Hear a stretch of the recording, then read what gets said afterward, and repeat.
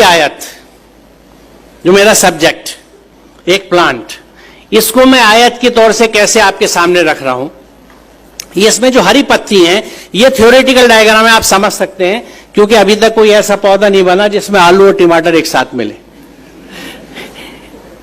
इंटरजेनरिक plants बन रहे हैं लेकिन इस नौबत तक नहीं आया कि टमाटर और आलू एक जगह है। लेकिन यहां पे बताना क्या है कि ये हरी पत्ती जो है, ग्रीन लीव्स, इनमें फोटोसिंथेसिस का अमल होता है।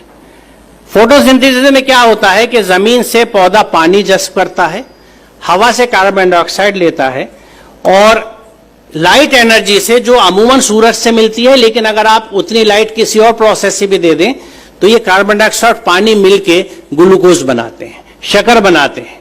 ये वही ग्लूकोज है जो बाजार में बड़ा महंगा मिलता है। जब गैलेक्सो का डिब्बा हरा वाला या ऑरेंज कलर का लेके आते हैं, बहुत महंगा ग्लूकोज है, ये हर पत्ती में बन रहा है। ये पत्ती जो है ये हरा रंग रखती है, क्लोरोफिल रखती है, इसलिए शक्कर साजी कर सकती है, फोटोसिंथेसिस कर सकती है, ग्लूकोज बना सकती है। जो नॉन ग्रीन पार्ट्स हैं प्लांट के, जो काफी शाखों के अलावा जड़ें हैं जो जमीन में फैली पड़ी हैं, उनमें फोटोसिंथेसिस नहीं होती, वो शक्कर नहीं बना सकती। अब ये शक्कर जिस पत्ती ने बनाई, उसने बड़ी मेहनत करी, अपना दिल जलाया सही मानों में, उसके एंजाइम्स यूज हुए पूरे क्लोरोप्लास्ट में, शक्कर उसने बनाई। अब जरा सोचिए शक्कर का वो पत्ती क्या करती है।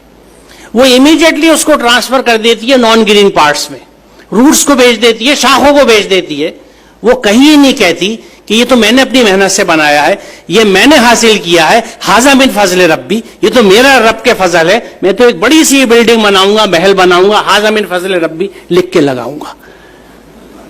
वो तो शक्कर को रखती भी नहीं पास, इमीडिएटली जरूरतमंद के पास मुंतकिल कर देती है। और वो कानून क्या है? लॉ ऑफ डिफ्यूजन, जो साइंस के बच्चे जानते हैं, नफूज पजीरी का कानून।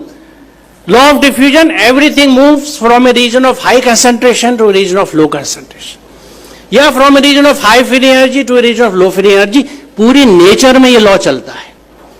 अगर मेरी जिस्म में ये चलना बंद हो जाए, क्या होगा? कल छुट्टी होगी यूनिवर्सिटी में, तो वाइस चांसलर एक्सपर्ट मर गया। कोई जानदार नहीं जी सकता, क्योंकि खून में जो गैस एक्सचेंज है हमारा, हीमोग्लोबिन जो ऑक्सीजन लेती है, कार्बन डाइऑक्साइड देती है, या कार्बन डाइऑक्साइड लेती है, ऑक्सीजन छोड़ती है। लंग्स के अंदर जो गैस एक्सचेंज है, एल्वियोलाई के अंदर, वो जो फेफड़ा इतना गुलाबी गुलाबी आपको दिखता है, माजरत के साथ कश्मीरियों जैसा, वो क्यों है ऐसा? क्योंकि उसमें ब्लड वेसल्स का सर्कुलेशन है, कि वो सर्कुलेशन गैस एक्सचेंज के लिए फाइन वेन्स, फाइन आर्टरीज, जिसमें आरबीसी कार्बन डाइऑक्साइड और ऑक्सीजन को डिफ्यूजन के लॉस के तहत, डिफ्यूजन का कानून अगर नहीं चलेगा तो कोई जानदार एक सेकंड नहीं जी सकता। वो कानून क्या बताता है हमें कि रिसोर्सेस का फ्लो एज पर नीड होना चाहिए। क्या हमारे यहां होता है? इसी बात को कुरान सूरह बकरा में कहा जाता है, हुवा लज़ी खलक़ लकुम मा फिल अर्दि जमिया, वही तुम्हारा रब है जिसने जमीन का सब तुम सबके लिए बनाया। इससे बड़ा सोशलिज्म का कोई स्टेटमेंट मुझे नहीं मिलता। यह कुरान का डिक्लेरेशन है जो मुसलमानों में तो बाइंडिंग है, but do we share our resources like that? मेरे तो पड़ोस में अगर बच्चा पढ़ने नहीं, स्कूल नहीं जाता, तो आई जस्ट डोंट केयर। मेरा बच्चा कॉन्वेंट में जा रहा है, बहुत अच्छा पढ़ रहा है, मेरे बच्चे के कपड़े बहुत अच्छे हैं, उसकी शादी बहुत अच्छी होने वाली है, उसका ससुराल बहुत अच्छा है, मेरा समझाना बहुत अच्छा है, मैं खुश हूं।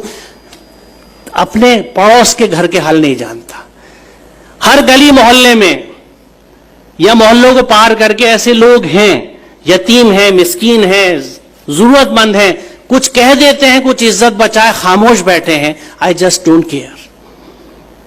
और मैं अपने आप को मुसलमान कहता हूं, आपके हाथ फैसला है। मैं मुसलमान बनने की कोशिश कर रहा हूं, मैं अपने आप को पूरी तरह मुसलमान नहीं कह सकता। I am just trying to be a Muslim, क्योंकि कुरान समझ के उस पर अमल करके आप मुसलमान बन सकते हैं। और उसमें बहुत कुछ आपको सीखना समझना होता है, जब आप पढ़ेंगे तो पता लगेगा। तो ये जो एक आयत है जो नेचर में दिखती है हमें, ये हमें डिस्ट्रीब्यूशन ऑफ रिसोर्सेज बताती है, और भी बहुत सी सारी चीजें बताती है। इसी की बात में वजाहत करूं कि जैसे जैसे दरख्त बड़ा होता है, पत्तियां और ज्यादा होती हैं, शक्कर और ज्यादा बनती है। अब शक्कर इतनी हो गई कि सारे स्टेम्स को, रूट्स को डिस्ट्रीब्यूट करके भी बच रही है, उस सरप्लस को रखने के लिए भी कोई पत्ती तैयार नहीं है। जो खुद उसको बना रही है उसको रखने को तैयार नहीं है, कह रहे मुझे नहीं चाहिए, ले जाओ। इसलिए आपको पत्तियां मोटी और दुबली नहीं दिखेंगी, एक सी फिजिक होगी। फैट डिपोजिशन की गुंजाइश ही नहीं है, क्योंकि जब रिस्टोर करेंगे तो डिपॉजिट होगा। एक सा पतला पतला सा जिसे हर पत्ती का दिखेगा। सकुलेंट्स को छोड़ दीजिए, वो जो प्लांट्स हैं वो तो मोटी पत्ती होती है, वो डिफरेंट रीजन। तो फिर पत्ती क्या करे शक्कर का, वो कहते हैं मुझे नहीं रखना, तो वो अपने बैतुल माल में उसको जमा कर देते हैं। बैतुल माल क्या है? वो फल, वो अनाज जिसमें वो शक्कर जमा होती है, for anybody who needs it. जिसको जरूरत है ले जाओ, ये मेरा सरप्लस था, मैंने इस फल की शक्ल में टांग दिया।